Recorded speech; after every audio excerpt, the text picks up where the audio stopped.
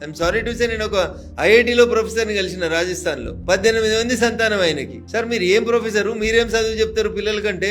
ఆయన ఒక మాట చెప్పిండు, దాని తెలుగు అర్థం చెప్తాడు. నారు పోసినోడు నీరు పోయాడా అంటాడు. అంటే పుట్టించినోడు వాళ్ళని పెంచుతందుకు ఏదో ఒకటి ఇయ్యడా అంటాడు. ఓడు అరటి బండి పెట్టుకొని, అరటిపళ్ళ బండి పెట్టుకొని, ఓడు పంక్చర్ దుకాణం పెట్టుకొని, ఓడు రోడ్డు మీద ఇంకో పని చేసుకుంటా మామూలు మంచిగానే బతుకుతురు కదా సార్ అంటారు. ఇది వాళ్ళ ఆలోచన విధానం. They will use ladies as only the production machines అంతే. నలుగురిని ఎందుకు చేసుకుంటారు? మొదటి భార్యకి ప్రెగ్నెన్సీ కాగానే ఇంకొక భార్య, ఈమె ప్రెగ్నెన్సీ కాగానే మూడో భార్య. ఇది వీళ్ళకి ఒక మిషన్ అన్నట్టు. సంవత్సరంలో రొటీన్గా ఎవ్రీ 3 months ఒకరు కొత్త పిల్లలు పుడితేనే ఉండాలి. 18 మంది 20 మంది ఏం చేస్తున్నారు నిరుపమ్ గారు? యూనిఫామ్ సివిల్ కోడ్ అంటే లేదు లేదు ఇది బీజేపీలకు ఆచారం, యూనిఫామ్ సివిల్ కోడ్ ఏంది అంటాడు. అరే ఒక దేశంలో ఉంటున్నప్పుడు దేశ ప్రజలందరికీ ఒకటే కోడ్ ఉండాలి, ఒకటే చట్టం ఉండాలి. చట్టం ముందు అందరూ సమానులే ఉండాలి. హిందువులు విడాకులకు అప్లై చేసుకోవాలంటే నిరుపమ్ గారు, హిందువులలో పెళ్లి చేసుకున్న అమ్మాయి ఎవరైనా హిందూ సాంప్రదాయం ప్రకారం పెళ్లి చేసుకున్న అమ్మాయి విడాకులకు పోవాలంటే 1 నిమిషంలో విడాకులు రావు. 1 year తర్వాత she has to file divorce petition. At least mutual అయినా కూడా 6 months కనీసం ఆగాలి. అదే క్రిస్టియన్స్ లో అయితే 2 years తర్వాత. అదే ముస్లింలలో అయితే నువ్వు వండిన వంట మంచిగా లేదు, తలాక్. 3 సార్లు తలాక్ తలాక్ తలాక్ అంటే తలాక్ అయిపోయింది. ఏం తలాక్? ఎటుపోతున్నారు? ఈ దేశం ఒక దేశం అనుకున్నప్పుడు ఈ దేశంలో ఉండే ప్రజలందరికీ ఒకటే మతం ఉంటుంది, లేదు మతాలు భిన్నంగా ఉన్నాయి. భిన్నత్వంలో ఏకత్వం భారతదేశం, రైట్. ఒకటే చట్టం ఉండాలి కదా, అట్లీస్ట్ మతం లేదు చట్టం అని ఉండాలి కదా. ఇవేవి లేకుండా పోతున్నాయనే దుర్మార్గం. చరిత్రలకు పోతే చరిత్ర ఖచ్చితంగా కాంగ్రెస్ పార్టీ వైపే ఏళ్ళు చూపెడుతుంది. కాబట్టి ఇప్పుడు నేను బీజేపీ ఎంపీగా మీకు ఇంతకంటే ఎక్కువ ఏం మాట్లాడినా నిరుపమ్ గారు, రఘునందన్ రావు ఉద్దేశపూర్వకంగా చరిత్రను తప్పి తీసి మా మీద బురద చల్లుతున్నాడు అనే మాట వస్తుంది తప్ప ఇంకొకటి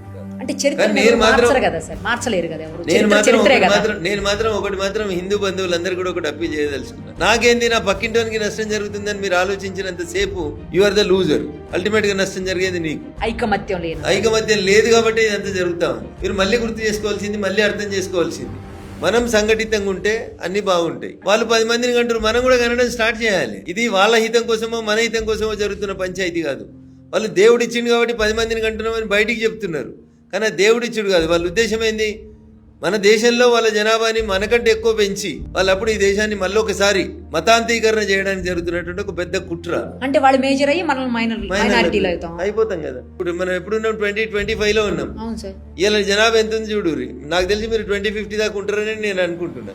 2050 వరకు ఏమైతుంది? వాళ్ళ రేషియో ఇట్లా పెరుగుతూ పోయి మన రేషియో ఇట్లా తగ్గుతూ వస్తే మనం ఎక్కడ ఉంటాం, వాళ్ళు ఎక్కడ ఉంటాం చూడండి. ఇది ప్రతి హిందూ తల్లి ఆలోచించాల్సినటువంటి విషయం. ఒకరు ఇద్దరు అనేది బంద్ చేయాలి. మనం కూడా 3-4 కనాల్సిందే. లేదు యూనిఫామ్ సివిల్ కూడా ఈ దేశంలో అమలు కావాల్సిందే. అందరికి ఒకటే ఉండాలి. సరే ఈ దేశం వనరులు సరిపోతలేవు. ఇప్పటికే ఒక ఆస్ట్రేలియా ఖండాన్ని మనం ప్రతి సంవత్సరం ముట్టిస్తాం. అంత జనాభా వస్తుంది మనకి. టోటల్ ఆస్ట్రేలియన్ కాంటినెంట్లో ఎంత జనాభా ఉంటుందో ఎవ్రీ ఇయర్ కొత్తగా భారతదేశంలో అంతమంది పుడుతుంది. ఏడికెళ్ళి సరిపోతుంది మీకు ప్లేసు? ఈ ఫ్యాక్ట్స్ ఇవి. రఘునందన్ ఏదో నోటుకొచ్చిన మాటలు చెప్తలేడు.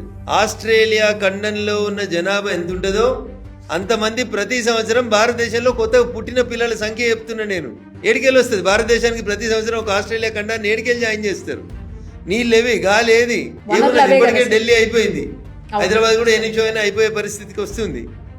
ఎట్లా మరి? మనుషుల జనాభా 2 into 2 4 అవుతుంది, 4 into 4 16 అవుతుంది, 16 into 16 ఇట్లా మల్టిపుల్ అయిపోతుంది.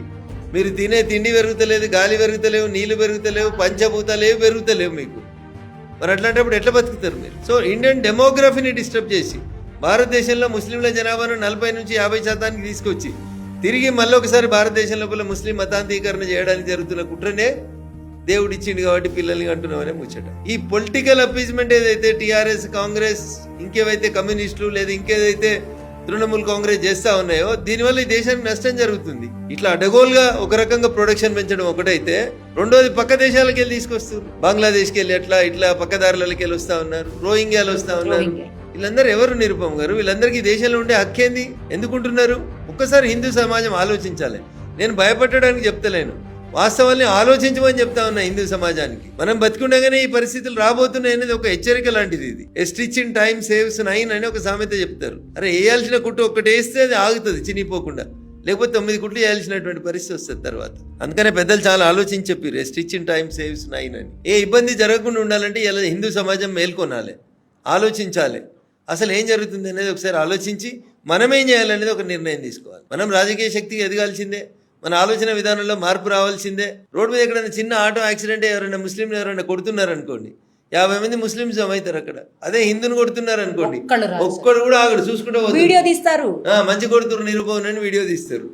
ఇదేం పంచాయతీ? వాళ్ళు చూడరు, ఒక ఆటో డ్రైవర్ గడ్డమున్న ఒక పిల్లని ఎవరైనా కొడుతుంటే 10 మంది మోటార్ సైకిల్ వెంటనే వచ్చేస్తారు. ఏడుంది మన లోపల యూనిటీ? ఈ యూనిటీ లేకపోతే కష్టమైంది. చాలా ఆలోచన రేకెత్తించే అంశాలు సార్ మీరు పాయింట్అవుట్ చేసిన ప్రతి అంశం కూడా. మీరు ఇప్పుడు రేపు పాల ప్యాకెట్ ఇప్పి పాలు వేడి చేసి పిల్లలకు పోయాలంటే అలా విషయం కలిసిందా ఏందనేది ఆలోచించుకోవాల్సిన భయం, ఆందోళన వైపు సమాజాన్ని నెట్టేసినాయి మన జరిగినటువంటి 3 డాక్టర్లు అరెస్ట్ కాగానే వాడు ఈ మందుగుండు సామాగ్రిని అంతా ఏడ దాచిపెట్టాలనేది అర్థం కాక రోడ్ల మీద తిరిగి చివరికి తాను పేల్చుకొని ప్రజల్ని చంపేసిండు దుర్మార్గుడు.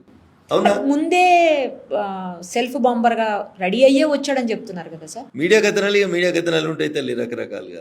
ఒకవేళ వచ్చింటే పొద్దున్నే వచ్చి చేస్తాడు కదా, పొద్దున్న 9 గంటలకి ఇంకెక్కువ రష్ ఉంటుంది కదా రోడ్డు మీద. ఆయన చనిపోవాలి, మానవ బాంబును కావాలని డిసిషన్ తీసుకున్న తర్వాతనే తనని పేల్చుకున్నాడు. కానీ అన్ని గంటలు ఢిల్లీ రోడ్ల మీద ఎందుకు తిరిగిండు చెప్పు. హ్యూమన్ సైకాలజీ ఏంది అక్కడ? ఇంకేమైనా ఆల్టర్నేట్ ఉందా? ఇంకా ఎక్కువ మందిని చెప్పడానికి ఏ ప్లేస్ దొరుకుతుందని ఆలోచన తప్పితే ఏముంటుంది చెప్పు. ఇంత బ్యాడ్గా ఆలోచిస్తుంటే పక్కన కారు చాగితే భయపడే పరిస్థితి వస్తే ఎట్లా బతకాలి సమాజం?